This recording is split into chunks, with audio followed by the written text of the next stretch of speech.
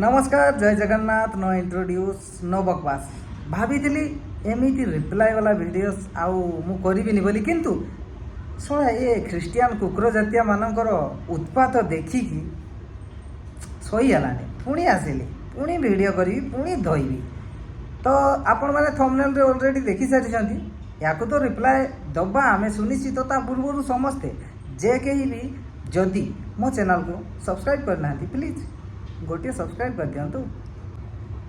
प्रथमे चलतु तार किसी डायलॉग बाजी शुणी नवा तापर रिप्लायटा दबा ना हमर अछि संविधान अनुसार जहाँ भी धारा अछि से माने रिजर्वेशन जोगु एससी एसटी माने ओबीसी माने सब प्रकार सुविधा पाई परिबे पाउछन मध्य आ किंतु मुस्लिम और क्रिश्चियन मानक पई नाही। तो प्रश्न होची याडा कोचो भाईचारार सहर देखिले तो ये मिशनरी जन को कौन कहले भाईचारा पुणी कहा सांगरे ना ख्रिस्टियान आउ मुसलमान मानक सांगरे भाईचारा ख्रिस्टियान आउ मुसलमान मानकु काले आदिवासी मानक सहित तुलना करूछंती। आबे आदिवासी मानक केते सरल आ तमे माने तांको परिका हेई परियो। देखंतु गोटे कथा कान खुली कि सुनि नोंतु कौनसी ख्रिस्टियान निजको केबे आदिवासी बोली कहि परिबो नाही कि कौनसी ख्रिस्टियान केबे मध्य आदिवासी हेई परिबो नाही। काहे कि जानि कहीं ना आदिवासी तैयारी हो न आदिवासी माने जन्म होता बुझल है आदिवासी आदिवासी सहित ख्रिस्टियान मान तुलना आबे शुण ख्रिस्टियान माने हीन प्रकृतिर लोक किंतु लोकंकर अमंगल चिंता करती ख्रिस्टियान हेले आदिवासी माने सेमती चिंता कर हाँ कौन सी आदिवासी लोक आज पर्यंत कौन ख्रिस्टियान सिविलाइजेशन को डिस्ट्रॉय करने को चेष्टा करिछि किए किंतु सोड़ा ये कुकुर जातीय ख्रिस्टियान माने प्रतिटी आदिवासी ग्राम को जाइकी आदिवासी मानक सिविलाइजेशन को डिस्ट्रॉय करने को चेष्टा करछंती।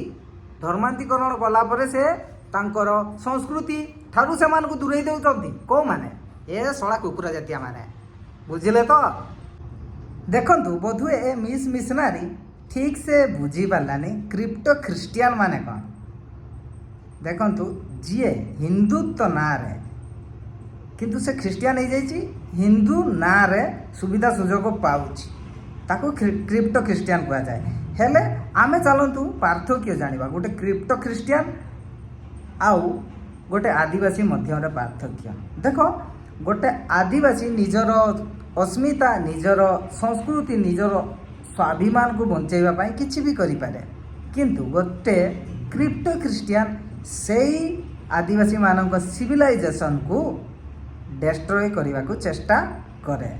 एटा होची आदिवासी एवं कन्वर्टेड आदिवासी मानक मध्य रे फरक। कन्वर्टेड आदिवासी कौन क्रिप्टो ख्रिस्टियान बुझिले तो एई माने कहउचंती जे ना एटा को होची भाईचारा करिया केमिति भाईचारा भाई तमे आमो आदिवासी मानकर सिविलाइजेशन को डिस्ट्रॉय करबो तुमको आमे चुम्मा खाइबा।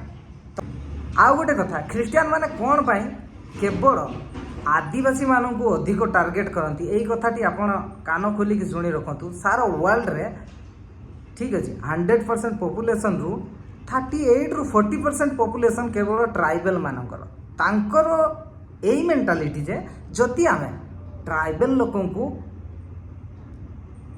आमे जदि कन्वर्ट करदेलु ताहले सारा विश्व को आमे कब्जा कर नहीं पारिबु।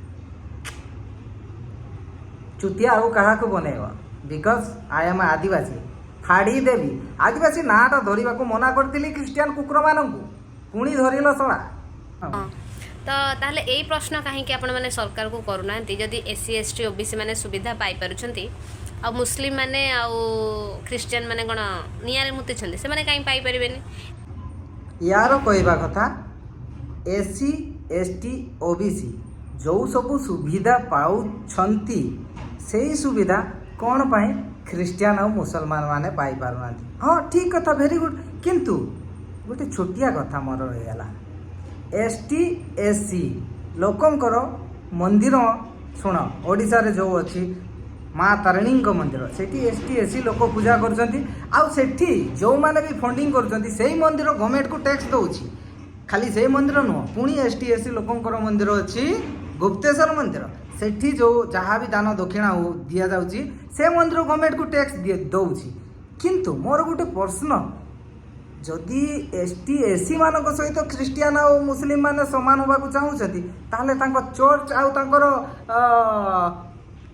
କ'ଣ କୁହନ୍ତି ସେଟା ମସଜିଦରେ ଯେତିକି ବି ଫଣ୍ଡିଂ ହେଉଛି ସେ ଫଣ୍ଡିଂରୁ କିଛି ଟଙ୍କା କାହିଁକି ସେମାନେ ଗଭର୍ଣ୍ଣମେଣ୍ଟକୁ ଟ୍ୟାକ୍ସରେ ଦେଉନାହାନ୍ତି? ତାପରେ ତୁମେ ସମାନତା ଅଧିକାର ମାଗିବ ସେଇଠି। ପ୍ରଥମେ ନିଜେ ଠିକ୍ ଭାବରେ ରହିବା ଶିଖ, ଅନ୍ୟକୁ ସମ୍ମାନ ଦେବା ଶିଖ, ତାପରେ ଛୋଡ଼ି ହେବ। ସାଲା କାଲକା ଛୋକରୀ ଚାଲି ଆସିଲା 2 ଅକ୍ଷର ପଢ଼ିକି ଏଇଠି ଢଣ ଢଣ ବଜେଇବା ପାଇଁ। ଚିରିଯିବୁ, ଭଲସେ ରହ। ବର୍ତ୍ତମାନ ଆସିବା ମେନ୍ ପଏଣ୍ଟ, ମେନ୍ ମୁଦ୍ଦା। ଇଏ ତ ବହୁତ ବକର ହେଇଛି, କିନ୍ତୁ ଆରେ ଏତେ ସବୁ ରିପ୍ଲାଏ ଦେବାକୁ ମୋର ଇଣ୍ଟରେଷ୍ଟ ନାହିଁ। ଶୁଣ, ମେନ୍ ମୁଦ୍ଦାକୁ ଆସିବା। ଆଦିବାସୀମାନେ କ'ଣ ପାଇଁ ହିନ୍ଦୁ ହେଇକି ରହିବା ଦରକାର? କାହିଁକିନା ସେମାନେ ଯଦି ହିନ୍ଦୁ ହେଇକି ରହୁଛନ୍ତି ତାହେଲେ ସେମାନେ ତାଙ୍କ ସଂସ୍କୃତିକୁ ପୂଜା କରିପାରୁଛନ୍ତି। କଥାଟା ବୁଝିଲ କି? ଆଉ ଯଦି ସେମାନେ ଖ୍ରୀଷ୍ଟିଆନ ହେଇଯାଉଛନ୍ତି ତାହେଲେ କେଉଁଠି ନା କେଉଁଠି ତାଙ୍କ ସିଭିଲାଇଜେସନ୍ ଡିଷ୍ଟ୍ରୟ ହେଇଯାଉଛି। ସେଥିପାଇଁ ମୁଁ ତ ଅନୁରୋଧ କରିବି ସେମାନେ ହିନ୍ଦୁ ହେଇକି ରହିବା ଦରକାର। ସେ ଯାହା ବି ହଉ, ଯେତେ ଯାହା ବି ହଉ, ପଛେ ସୁନାମି ଆସୁ, ଡିଷ୍ଟ୍ରୟ ହେଇଯାଉ, କିଛି ବି ହେଇଯାଉ, କିନ୍ତୁ ସେମାନେ ହିନ୍ଦୁ ଧର୍ମ ସହିତ ରହିବା ଦରକାର। କାହିଁକିନା ହିନ୍ଦୁ ଧର୍ମ ସମସ୍ତଙ୍କ କଲଚରକୁ ସମ୍ମାନ ଦେଇଥାଏ, କାହାକୁ ସିଏ ଡିଷ୍ଟ୍ରୟ କରିବାକୁ ଚାହେଁ ନାହିଁ। ଇଏ ବତାଏ ହିନ୍ଦୁତ୍ୱ। ବୁଝିଲ କି ନାହିଁ?